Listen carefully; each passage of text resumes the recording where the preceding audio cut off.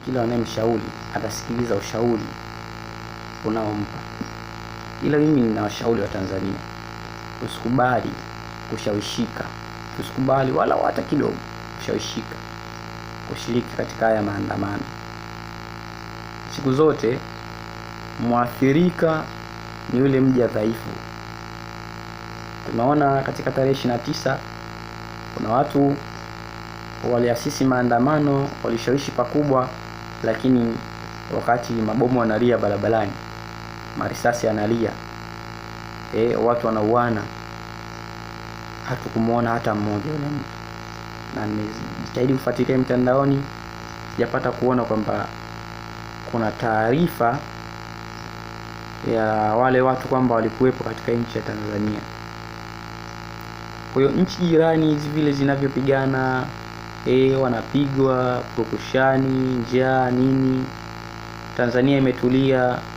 Kuna baadhi ya watu roho inawauma.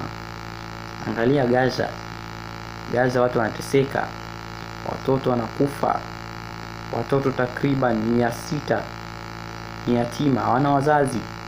Watoto takriban 400 wametolewa, sio wamepelekwa wapi huko kwenda kwa ajili ya kwenda kuhudumiwa, kupatiwa matibabu. Watu wanakufa na njaa, wanakufa na marisasi. Sasa mimi na wewe, Tanzania hatukuwahi kuona vita. Tunalopoka, tumeshakula, tumeshiba, tunalopoka. Hebu tumwacheni rais afanye yake.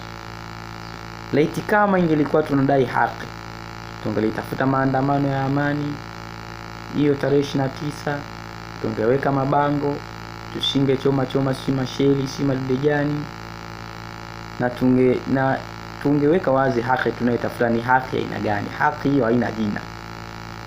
Mimi nafuatilia huko mitandaoni, sioni mtu anasema haki yetu tunayotafuta labda tulikatazwa kufanya kitu fulani, tunataka tufanye kitu fulani.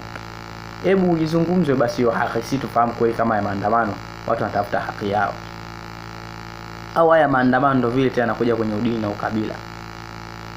Mimi ni washauri wa Tanzania, ni washauri viongozi wa dini, ni washauri vijana, wazee, watu wazima, sote tusikubali nchi yetu ingie katika matatizo. Hakika amani, utulivu, salama ndiyo chanzo cha maendeleo katika nchi yetu. Tanzania ni nchi huru. Tanzania ni nchi ambayo ina faida kubwa kwa sisi wananchi, ina pesa, ina rasilimali nyingi ambazo sisi wananchi tunazihangaikia.